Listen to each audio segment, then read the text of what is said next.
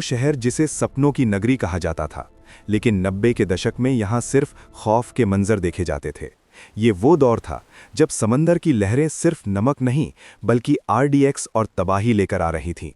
आज हम उन फाइलों को खोल रहे हैं जिन पर दशक पुरानी धूल जमी है, लेकिन उनका सच आज भी रूह कपा देने वाला है।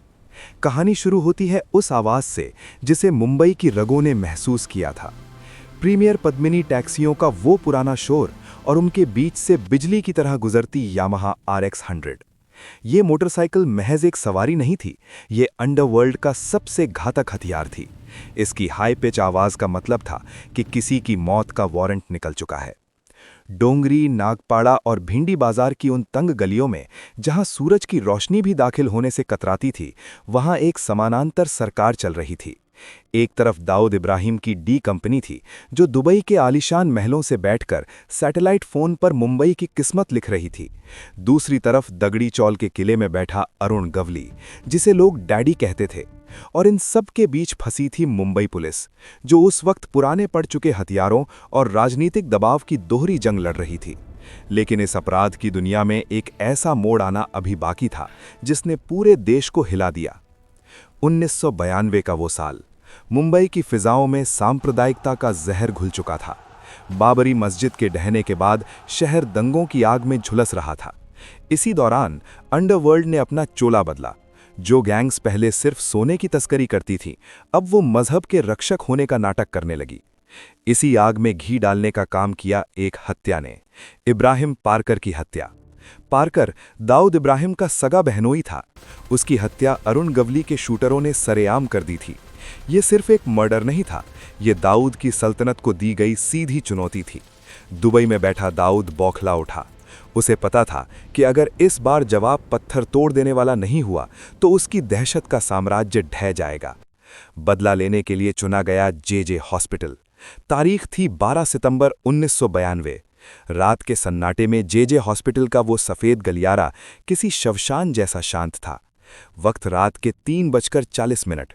जे हॉस्पिटल के वार्ड नंबर 18 में पुलिस का पहरा था, क्योंकि वहां गवली गैंग का घायल शूटर शैलेश हल्दनकर भर्ती था। पुलिस को गुमान भी नहीं था कि अगले चंद पलों में ये अस्पताल एक खूनी रणभूमि में बदलने वाला है। अंधेरे को चीरते हुए कई गाड़ियां अस्पताल के मुख्य द्वार पर रुकीं। गाड़ियों से उतरे 24 खूंखार हमलावर। ये कोई मामूली सड़क छाप गुंडे नहीं थे, ये सुभाष सिंह ठाकुर और ब्रिजेश सिंह के सबसे वफादार और ट्रेंड लड़ाके थे। इनके हाथों में वो चीज थी जिसे देखकर वहां मौजूद कांस्टेबल्स के हाथ कांप गए। AK-47। मुंबई के इतिहास में पहली बार इस मिलिट्री ग्रेड हथियार का इस्तेमाल किसी गैंग वॉर में होने जा रहा था। अस्पताल की दीवारों ने कभी इतनी भारी जूतों की धमक नहीं सुनी थी। जैसे ही शूटर वार्ड के अंदर दाखिल हुए, पूरी इमारत गोलियों की तड़तड़ाहट से दहल उठी। डग डग डग डग की वो भयावह आवाज आज भी कई चश्मदीदों के कानों में गूंजती है। 5 मिनट के अंदर 500 से ज्यादा राउंड फायर किए गए। अस्पताल के लकड़ी के पार्टीशन कागज की तरह फट गए। शीशे की IV बोतलें हजारों टुकड़ों में बिखर गईं। शैलेश हल्दनकर को संभलने का एक मौका तक नहीं मिला। उसके शरीर को गोलियों से छलनी कर दिया गया। ये महज एक हत्या नहीं थी, ये दाऊद का खूनी शक्ति प्रदर्शन था। 2 निर्दोष पुलिसकर्मी वहां अपनी ड्यूटी करते हुए शहीद हो गए। उनकी पुरानी राइफल्स उन ऑटोमेटिक हथियारों के सामने बेबस थीं। इस शूटआउट ने मुंबई पुलिस के स्वाभिमान को मिट्टी में मिला दिया। अब जंग के नियम बदल चुके थे। अब अपराधी सिर्फ छुपकर वार नहीं कर रहे थे, वो सीधा हुकूमत के सीने पर गोली मार रहे थे। जे हॉस्पिटल की वो रात एक चेतावनी थी कि आने वाला वक्त और भी ज्यादा स्याह होने वाला है। इसके बाद मुंबई पुलिस ने अपनी रणनीति बदली और जन्म हुआ विशेष दस्तों का। लेकिन साजिश की जड़ें बहुत गहरी थीं। दुबई और कराची के बीच एक ऐसा मास्टर प्लान तैयार हो रहा था जिसके सामने जे हॉस्पिटल की घटना तो महज एक ट्रेलर साबित होने वाली थी। RDX का काला साया अब शहर की ओर बढ़ रहा था। आज मुंबई अभी संभली भी नहीं थी कि सरहदों के पार एक और भी भयानक साजिश रची जाने लगी। टाइगर मेमन और दाऊद इब्राहिम ने मिलकर तय किया कि अब वे सिर्फ एक इंसान को नहीं बल्कि पूरे देश की आर्थिक कमर को तोड़ देंगे। ये बदला था जनवरी 1993 के दंगों का, लेकिन इसका तरीका पूरी तरह से आतंकवादी था। इस साजिश का नाम था ऑपरेशन ब्लैक फ्राइडे। इसकी शुरुआत हुई समंदर के खारे पानी से। जहां फरवरी के महीने में रायगढ़ के शेखाड़ी और दिग्घी जेटी पर गुपचुप तरीके से कुछ बड़ी नावें आकर रुकीं। इन नावों में सोना या घड़ियां नहीं थी, इनमें था मौत का सामान, RDX। 3000 किलो RDX, हजारों डेटोनेटर और सैकड़ों AK-56 राइफल्स। कस्टम और पुलिस के भ्रष्ट अधिकारियों को लाखों की रिश्वत दी गई ताकि वे अपनी आंखें फेर लें। ये सामान ट्रकों में भरकर मुंबई के माहिम इलाके में स्थित अल हुसैनी बिल्डिंग पहुंचाया गया। ये टाइगर मेमन का गढ़ था। यहां शुरू हुआ वो काम जिसने बम बनाने की तकनीक को एक नया मोड़ दिया। मेमन के गुर्गों ने मुंबई की सड़कों पर आम दिखने वाली गाड़ियों को चुना। Maruti Omni van, Premier Padmini taxi और जीप। इन गाड़ियों को मूविंग बॉम्ब्स में बदलने के लिए फ्लोरबोर्ड टेक्निक का इस्तेमाल किया गया। गाड़ियों के फर्श को वेल्डिंग मशीन से काटा गया, अंदर RDX की तहें बिछाई गईं और फिर उन्हें वापस जोड़ दिया गया। दरवाजों के पैनलों के पीछे और डिक्की के गुप्त खानों में डेटोनेटर लगाए गए।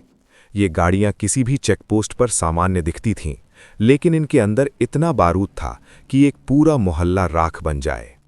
तारीख 12 मार्च 1993, दिन शुक्रवार, दोपहर के 1:30 पर बॉम्बे स्टॉक एक्सचेंज यानी BSE की 28 मंजिला इमारत एक जोरदार धमाके से कांप उठी। धमाका इतना शक्तिशाली था कि बेसमेंट की पार्किंग से शुरू होकर आग की लपटें ऊपरी मंजिलों तक पहुंच गईं। चारों तरफ चीख पुकार मच गई। फर्श पर चारों ओर सिर्फ कांच के टुकड़े और खून बिखरा था। लेकिन ये तो महज शुरुआत थी।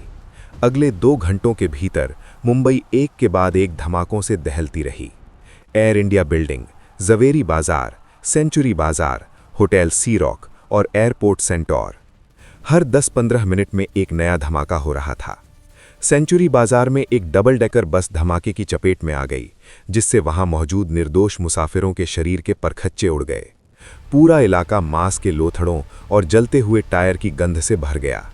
लोग बदहवास होकर यहां-वहां भाग रहे थे, लेकिन किसी को नहीं पता था कि अगला सुरक्षित स्थान कौन सा है। मुंबई पुलिस के कंट्रोल रूम के फोन लगातार बज रहे थे। उस दिन मुंबई ने जो मंजर देखा, वो आज भी किसी के डरावने सपने जैसा है। कुल 12 धमाके हुए, 257 लोग मारे गए और 700 से ज्यादा लोग उम्र भर के लिए अपाहिज हो गए। जांच की कमान सौंपी गई DCP राकेश मारिया को।